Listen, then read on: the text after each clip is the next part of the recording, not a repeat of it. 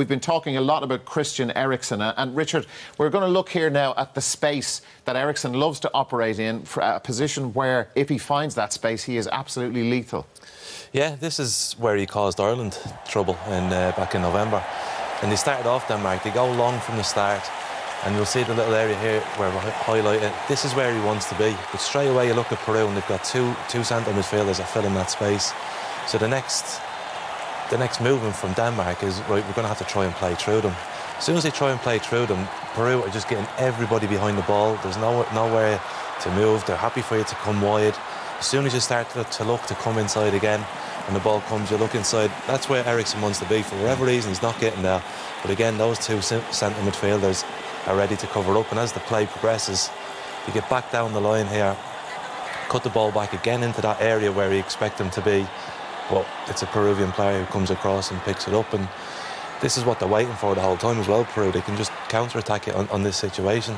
Here we are, the two strikers are even back behind the ball. There's 10 men. So this is where Eamon's talking about having a creative player, and Eriksen, he needs to be that one, but at the moment he's getting so frustrated. He's not getting in, there's no space in that zone for him. He's out here on the wing trying to play it up, but as soon as you turn back, Peru are on you, and they just pressure and they break away quickly, and they've done it really well. And you see there, he's become very frustrated throughout the first half.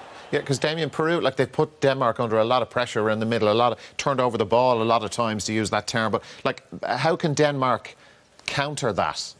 How can they, you know, because they've got to get Eriksen into that space. Are they having to play too much football? They're not comfortable doing that? I don't think it's just going to be more the same. Okay. I'm not sure what else they got. Like, look at the bench, what can come on, who can give them that spark. This is Denmark. So I think Peru have done a job on them so far. The 4-4-2, like, hats off to the coach. They look so well organised. And if you referenced the Iceland game earlier, Messi, the best player in the world, or second best maybe at the minute, it was hard for them to break down a block. So it is difficult. Peru look brilliant at it. One bit I'm waiting on is the counter-attack. Yeah. 50% of their goals nearly has come from counter-attack football. Still waiting on that. Farfan, Cueva, they do look dangerous, but and just touching on Cueva, I hope he's all right in the second half. He looked distraught, like he'd never get over that penalty miss. Yeah. So I hope he's all right within 15 minutes, because he looked a broken man. Yeah, their Guerrero, their captain, is on the bench. He's a prolific goal scorer and a leader.